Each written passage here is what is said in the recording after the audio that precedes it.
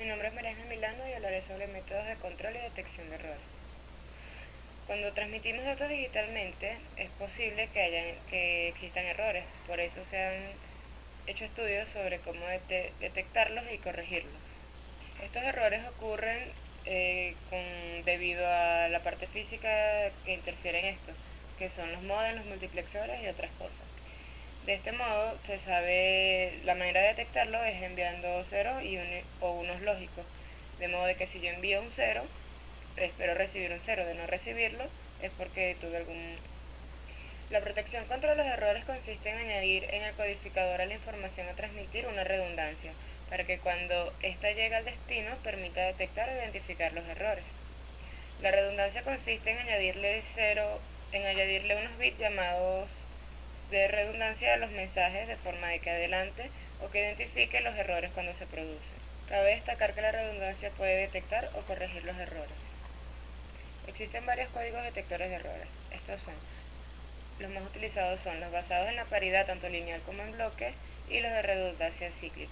Un bit de paridad es un bit que se añade a un dato con el fin de protegerlo contra los errores. El tipo de paridad más sencillo es la paridad lineal o de carácter, y consiste en añadir un bit de la derecha a cada carácter a transmitir, de modo que el número de bit A1 en el complemento de carácter más el bit extra sea par o impar, lo cual se habrá establecido de antemano. Cuando el valor del bit de paridad se ajusta para que el número de bits con valor 1 sea par, se tiene paridad e impar en el caso contrario. Este método es muy simple, pero un poco robusto. Debe notarse que es importante detectar un número o par de errores de los datos transmitidos. Además, transmitiendo bloques mayores en cierta longitud deja de ser eficaz. El uso de un bit de paridad solo disminuye en un 12% la capacidad del canal. Los métodos basados en el uso de códigos o redundancia cíclica. Estos se basan en las propiedades de la aritmética modular, los códigos polinomiales, o de redundancia cíclica. Se construye en base a polinomios de coeficientes binarios, esto es, en base 2, 0 o 1.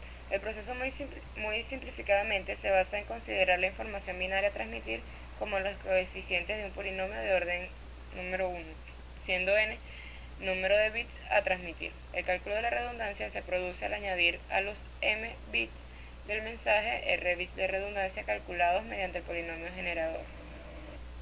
Aquí se observa ciertos ejemplos. Los códigos correctores de errores. Ya habíamos visto cómo detectar los errores. Aquí observamos cómo se corrigen. Los sistemas de corrección de errores se basan en la idea de reconstruir la información original a partir de los datos recibidos, que están compuestos por los datos originales más la redundancia. Luego, la recuperación de la información tiene lugar en el equipo receptor. El modelo más popular de sistema de corrección es el basado en los códigos Hamming. Los códigos de Hamming se basan en añadir a cada una de las palabras de información que se va a transmitir un conjunto de bits de redundancia. Un número máximo de errores que se pueden corregir depende de la distancia de Hamming para ese código. El diseño del sistema es específico según el número de bits que se quiera corregir. En todos los casos ocurre, además, que un código Hamming capaz de corregir errores que aparezca en n bits puede detectar n más bits erróneos. Por ejemplo, los códigos Hamming que corrigen un bit erróneo también son capaces de detectar errores. Una desventaja de los códigos Hamming es el número de bits adicionales que se emplean, de modo que reducen notablemente la capacidad efectiva del canal. Por este motivo, a menudo se utilizan mecanismos de envíos repetidos, como resultado de la detección de un error por alguno de los métodos descritos. El control de flujo. Resulta necesario asegurar que la computadora destino de la información que se encuentra en la disposición de recibir los datos.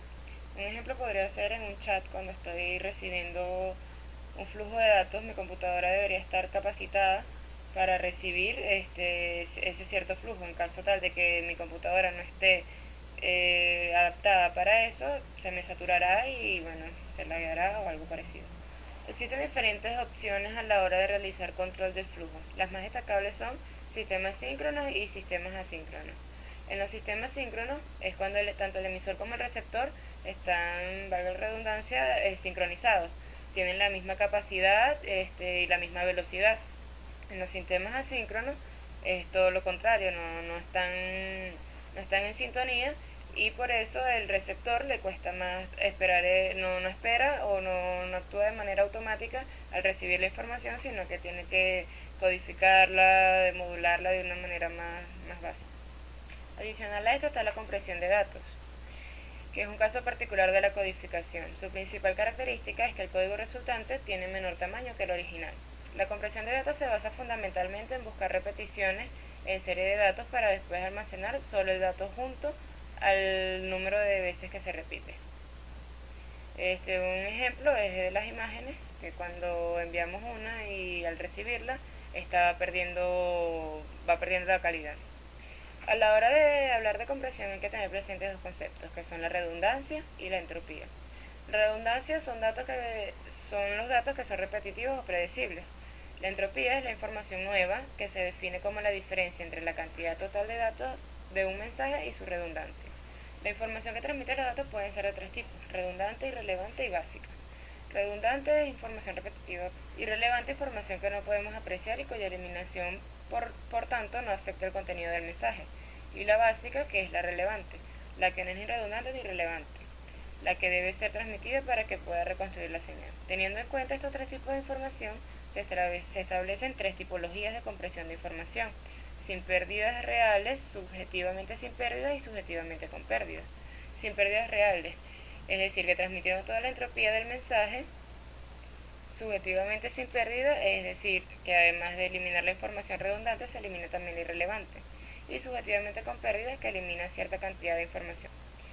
Ok, aquí llegamos al glosario, donde está ADSL, que es una línea que permite transmitir a mayor velocidad los datos. ATM, que en este caso envía de manera más rápida los datos, pero en este caso de manera asíncrona. Y bueno, ancho de banda, que es la capacidad que tiene el medio para transmitir la información por el canal. También tenemos el full duplex o bidireccional, que es la transmisión simultánea de los datos, cuando el receptor y el transmisor están enviando la información al mismo tiempo. Esto es un poco de glosario para no caer en detalles, fin.